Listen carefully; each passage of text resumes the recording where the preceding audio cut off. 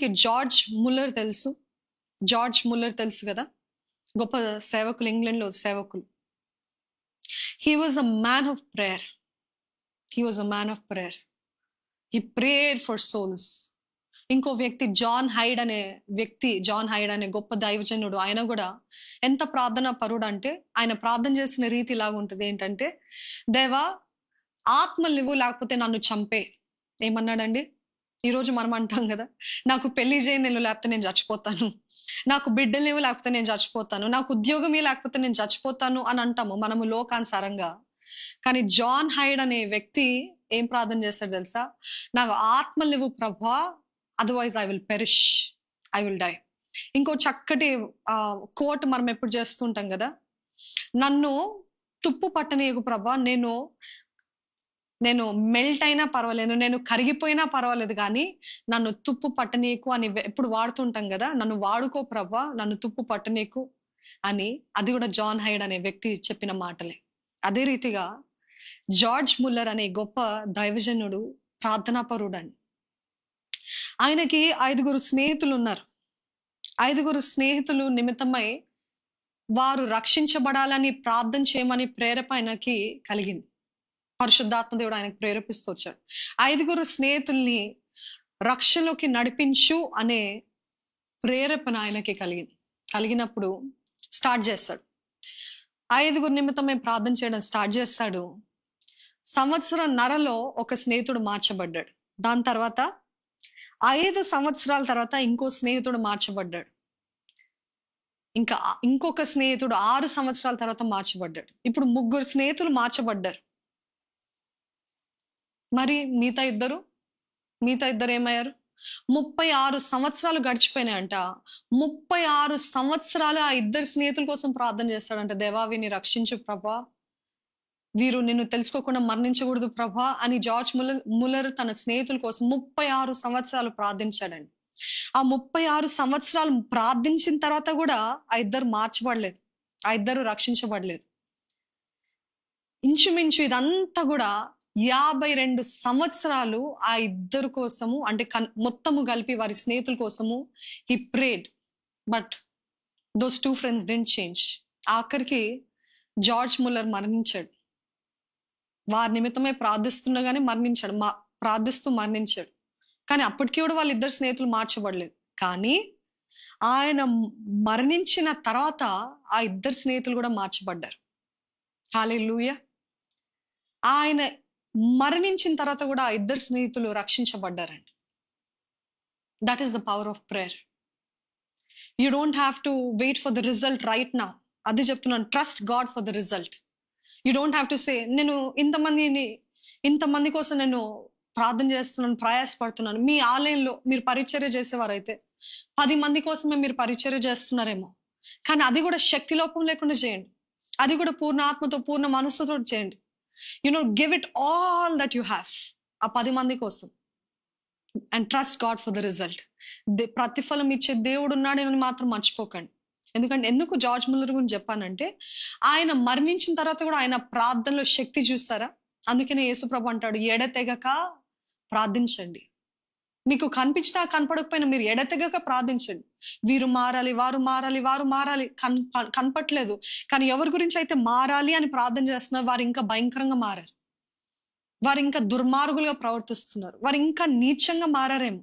ప్రార్థించే కొలది ఇంకా వారిలో ఉన్న దురాత్మలు రేగిపోతున్నాయి. అట్లా అని నేను ప్రార్థన ఆపేస్తాను, ఎందుకంటే ప్రార్థిస్తుంటేనే వీళ్ళలాగా రెచ్చిపోతున్నారు కదా అనేది అబద్ధం, అపవాది చెప్పే అబద్ధం. ఇక్కడ జార్జ్ ముల్లర్ మరణించిన తర్వాత కూడా ఆ 2 స్నేహితులు రక్షించబడ్డారు. ఆయన ఆ సాక్ష్యం విని ఇంకా రక్షించబడటానికి గొప్ప ఒక మార్గంలా అది క్రియేట్ అయిందండి. ఈరోజు మీరు జ్ఞాపకం చేసుకోండి, when you do what you're doing for God, trust God, he will give you the result. If you believe, say amen. He will give you the result. You don't have to expect from people. మనుషులు ఏమంటారా, మనుషులు ఏమిస్తారా, మనుషులు చూస్తున్నారా, it doesn't matter. Trust God for the result. ఆయన ఇస్తాడు ప్రతిఫలం. ఆయన ఇచ్చినప్పుడు ఇంకా ఎవరు మెచ్చుకొని అక్కర్లేదు. ఎందుకంటే జీవ కిరీటం ఆయన ధరింపజేసే దేవుడు, ఆయన అందరి ముందు హెచ్చించే దేవుడు. కాబట్టి ఆయనను నమ్మండి. ఈరోజు ఈ రీతిగా మనము ఫలించాలని మనం ప్రయత్నిద్దామండి. యోహాను సువార్త 15వ అధ్యాయము 2వ అధ్యాయము 4 నుండి 5వ వచనము. నాలో ఫలింపని ప్రతి తీగను ఆయన తీసి పారవేయను, ఫలించు ప్రతి తీగ మరి ఎక్కువగా ఫలింపవలెనని దానిలోని పనికిరాని తీగలను తీసివేయను. నాయందు నిలిచియుండుడి, మీ అందు నేనును నిలిచియుందును. తీగ ద్రాక్ష వల్లిలో నిలిచి ఉంటేనే గాని తనంతట తాను ఎలాగ ఫలింపదో అలాగే నాయందు నిలిచి ఉంటేనే కానీ మీరును ఫలింపరు. ద్రాక్షవల్లిని నేను, తీగలు మీరు. ఎవడు నాయందు నిలిచి ఉండునో నేను ఎవని యందు నిలిచి ఉందునో వాడు బహుగా ఫలించును. నమ్మిన వారు ఉన్నట్లయితే ఆమేన్ అని చెప్పండి. ఎందుకంటే ఆయన అంటున్నాడు, నాకు వేరుగా ఉండి మీరేమీ చేయలేరు. If you have to bear fruit, you have to abide with God. ఆయనతో కలిసి కట్టుగా ఉండాలి. ఇదిగో ఆయన చెప్తున్నాడు, ఫలింపని ప్రతి తీగను ఆయన తీసి పడేస్తాడంట. ఈరోజు అవకాశం ఇస్తున్నాడు, సమయం ఇస్తున్నాడు, తరుణాలు ఇస్తున్నాడు, తలాంతులు ఇచ్చాడు, ఇవన్నీ చేస్తాడు దేవుడు. దేవుడు అంటున్నాడు, మీరు ఫలించకపోతే తీసి పక్కన పెట్టేస్తా అంటే నరకం కాదు అక్కడ. Maybe not hell. Is like you won't be useful anymore, you won't be useful for my Kingdom anymore. ఇంకా నేను వాడుకోలేను. నీ సమయం ఇచ్చినప్పుడు నువ్వు సద్వినియోగపరచుకోలేదు కదా, నీకు సమయం ఇచ్చినప్పుడు నువ్వు నీ సాయశక్తుల ప్రయత్నించలేదు, చేయలేదు. కాబట్టి I will put you aside, నేను పక్కన పెట్టేస్తా, నేను వేరొకరిని లేపుతా, వేరొకరిని చేయమంట అని అంటున్నాడండి దేవుడు. ఫలించు ప్రతి తీగని ఏం చేస్తాడంటే దేవుడు ఇంకెక్కువగా ఫలింపజేస్తాడండి. ఇదేం అన్యాయం అండి? అది న్యాయమే. ఎందుకంటే వారు కొంచెంలో నమ్మకం ఉన్నారు కాబట్టి దేవుడు అత్యధికమైన వాటిపైన యజమానులుగా, అధిపతులుగా నియమిస్తున్నాడు. ఫలించే తీగనంట మరి ఎక్కువగా ఫలింపజేస్తాడంట. పనికి రాని తీగల్ని ఆయన తీసివేస్తాడంట. ఆయన ఏమంటున్నాడంటే, నా యందు నిలిచి ఉండుండి, మీ యందు నేనును నిలిచి ఉందును. తీగే ద్రాక్షవల్లిలో నిలిచి ఉంటే తప్ప దానంతట అది ఫలింపదు. మీరు నాకు వేరై ఉండి ఫలింపరు. ఈరోజు యేసు ప్రభు చెప్తున్న మాట ఇదే. ఆ రోజు అంజూరపు చెట్టును ఎందుకు శపించాడు, ఆ రోజు అంజూరపు చెట్టును ఎందుకు కర్స్ చేస్తాడు, ఇంకా నీ దగ్గర నుండి ఎటువంటి ఫలము రాకుండాను గాక అన్నాడు. అంతే, అప్పటికప్పుడు అది క్షీణించిపోయింది, ఎండిపోయింది. అదే రీతిగా మన జీవితాల్లో కూడా we have this question, why am I dried up? నా జీవితం ఎందుకు ఇలాగా నాశనం అవుతుంది, ఎందుకు ఎండిపోతున్నారంటే ఆ రోజు ఫలింపని ఆ అంజూరపు చెట్టు అప్పటికప్పుడే ఎండిపోయింది. అప్పటికప్పుడే యేసుప్రభు శపించినప్పుడు ఎండిపోయింది. కానీ మనం అందరం చెట్లు కాదు కదా, వీఆర్ హ్యూమన్ బీయింగ్స్, ఆయన స్వరూపంలో చేయబడిన వారు. మనం ఎలా ఎండిపోతాం తెలుసా? You want to know how we dry up? Do you want to know how we dry up?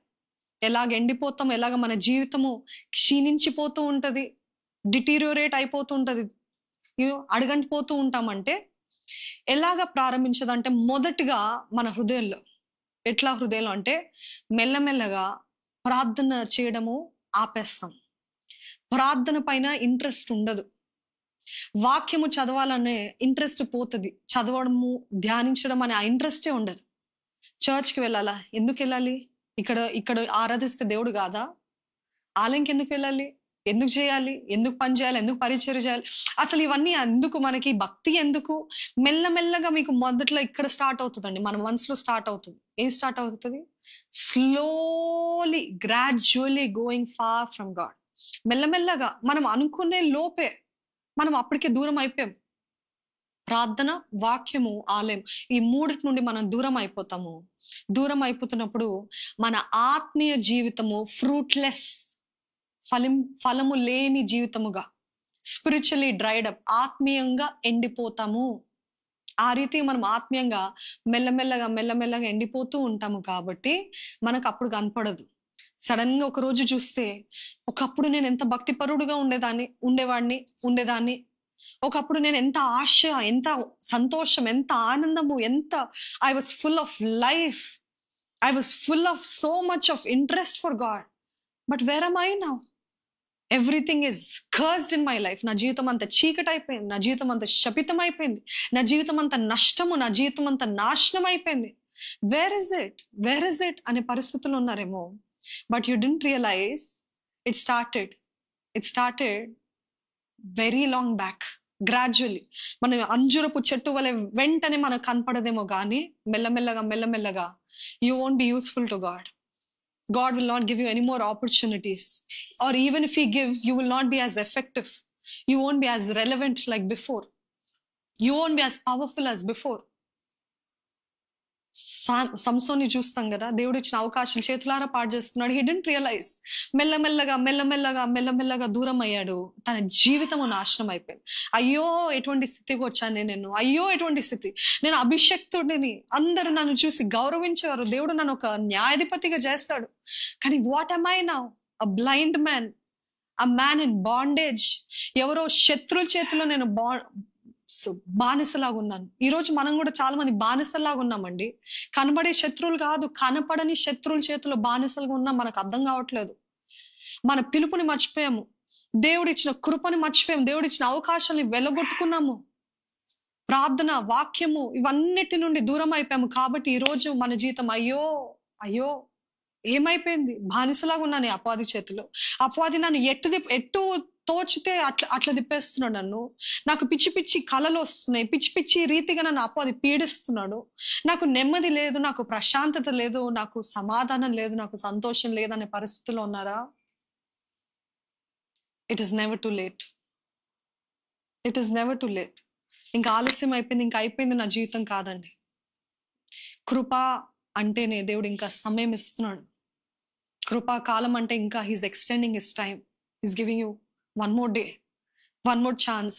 ఈ మాటలు వింటున్న మీరు ఈ రోజు మన హృదయం పగలాలండి. అవును, నా జీవితం అంత స్పిరిచువల్ గా డ్రై అయిపోయింది, ఆత్మీయంగా ఎండిపోయి ఉన్నాను, ఎండిపోయిన పరిస్థితిలో ఉన్నాను.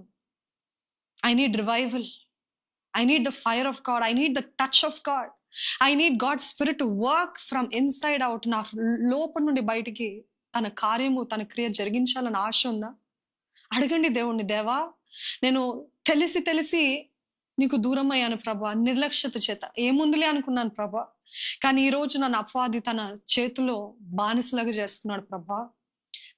నాదంతా నిర్జీవం అయిపోయింది. Everything is lifeless Lord. No joy, no peace, no happiness. What have I become? Come back to God. దేవుని దగ్గరికి తిరిగి రండి. ఆ రోజు అది చెట్టు కాబట్టి యేసు ప్రభు శపించాడు, కానీ ఈరోజు ఆయన రూపంలో మనం చేయబడ్డాం కాబట్టి యేసు ప్రభు కర్స్డ్ బి వో అంటూ యూ అని చెప్పట్లేదండి. ఈరోజు కృపాకాలము దేవుడు అంటున్నాడు, ఇదిగో నీకు ఇంకా సమయం ఇస్తున్నాను.